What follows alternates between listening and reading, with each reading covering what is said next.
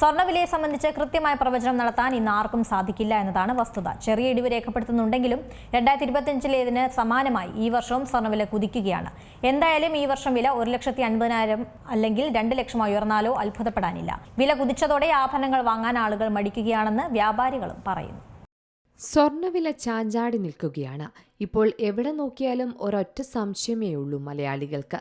കയ്യിലുള്ള സ്വർണം വിൽക്കണോ, കൈവശം വെക്കണോ, അതോ കൂടുതൽ വാങ്ങണോ? കാരണം ഇപ്പോഴും സ്വർണത്തിന് റെക്കോർഡ് വില തന്നെയാണ്.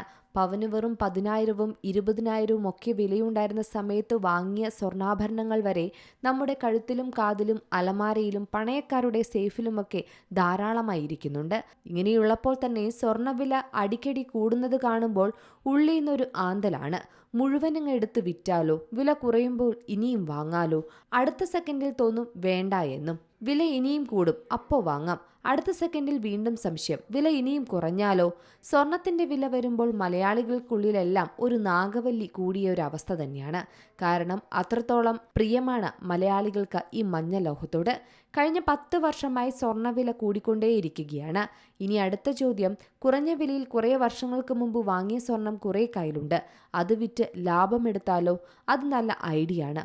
വിൽക്കുന്നതിൽ കുഴപ്പമില്ല. വിറ്റ് കിട്ടുന്ന പൈസ എന്തു ചെയ്യുമെന്നതാണ് അതിലെ പ്രധാന കാര്യമെന്ന് വിദഗ്ധർ പറയുന്നു. കാരണം കയ്യിലുണ്ടായിരുന്ന ഒരു നിക്ഷേപമാണ് വിറ്റ് പണമാക്കുന്നത്. ഈ തുക മറ്റൊരു നിക്ഷേപമാക്കി മാറ്റിയിരിക്കണം, അല്ലെങ്കിൽ വിറ്റ് കിട്ടിയ പണവും ആവിയാകുമെന്നും വിദഗ്ധർ സൂചിപ്പിക്കുന്നുണ്ട്. എന്തായാലും കയ്യിലുണ്ടായിരുന്ന സ്വർണം ആവിയാകുമെന്നതിലപ്പുറം മറ്റൊന്നും സംഭവിക്കുന്നില്ല. പുതിയ സ്വർണം വാങ്ങണമെങ്കിൽ ഇന്ന് കീശ കാലിയാകുമെന്ന് ഉറപ്പാണ്. രാജ്യാന്തര സ്വർണ്ണവിലയിൽ ഇടിവാണ് ഇപ്പോൾ കേരളത്തിലും പ്രതിഫലിക്കുന്നത്. ഔൺസ് സ്വർണ്ണവില ഇന്ന് 1.50% ഇടിഞ്ഞ് $5,901 എത്തിയിട്ടുണ്ട്. ഇന്നലെ $5,193 വരെ എത്തിയ ശേഷമാണ് ഈ ഇടിവ് രേഖപ്പെടുത്തുന്നത്.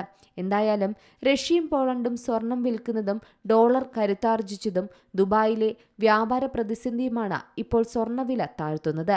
എന്നാൽ ആശ്വസിക്കേണ്ട, ഡോളർ 3 മാസത്തിനിടയിലെ ഏറ്റവും ഉയർന്ന നിരക്കിലേക്കും എത്തിയിട്ടുണ്ട്. പക്ഷേ കാത്തിരിക്കേണ്ട എന്ന് തന്നെയാണ് വ്യാപാരികൾ പറയുന്നത്. വില കുറയുന്ന സമയത്ത് സ്വർണം വാങ്ങുന്നതാണ് നല്ലത്. കാരണം ഉടനെയൊന്നും 1 ലക്ഷം രൂപയിൽ നിന്ന് താഴേക്ക് സ്വർണ്ണവില പോകാൻ സാധ്യതയില്ല എന്നാണ് സാമ്പത്തിക വിദഗ്ധരും വ്യാപാരികളും അഭിപ്രായപ്പെടുന്നത്.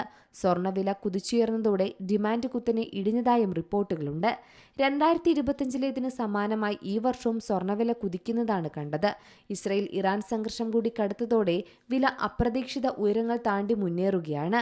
ഇന്ന് 1,30,000 രൂപയെങ്കിലും നൽകിയാൽ മാത്രമാണ് 1 പവൻ നിങ്ങൾക്ക് ലഭിക്കൂ. അതേസമയം സ്വർണം കുതിച്ചതോടെ ആഭരണങ്ങൾ വാങ്ങാൻ ആളുകൾ മടിക്കുകയാണെന്നും പറയുന്നുണ്ട് വ്യാപാരികൾ. പശ്ചിമേഷ്യയിൽ സംഘർഷവും വിലയിലെ ചാഞ്ചാട്ടവും ഇന്ത്യൻ വിപണിയിൽ ഭൗതിക സ്വർണത്തിനുള്ള ആവശ്യം കുറച്ചുവെന്നാണ് കണക്കുകൾ. വിലയിലെ ചാഞ്ചാട്ടം കാരണം ആളുകൾ വാങ്ങലുകൾ മാറ്റിവെക്കുകയാണെന്നും സംശയമാണ് ഇവർക്ക് മുന്നിലുള്ളതെന്നും പറയുന്നുണ്ട് വ്യാപാരികൾ. ആഗോളതലത്തിൽ സ്വർണ്ണവില ഇനിയും ഉയരുമെന്ന് തന്നെയാണ് സാമ്പത്തിക വിദഗ്ധർ പ്രവചിക്കുന്നത്. കേന്ദ്ര ബാങ്കുകൾ സ്വർണം വാങ്ങുന്നതും ഭൗമരാഷ്ട്രീയ സംഘർഷങ്ങളും സ്വർണത്തിന് അനുകൂലമാണ്. ഈ വർഷം വില 1,50,000 അല്ലെങ്കിൽ 2 ലക്ഷമായി ഉയർന്നാലോ അത്ഭുതപ്പെടാനില്ലെന്നാണ് വിദഗ്ധർ സൂചിപ്പിക്കുന്നത്.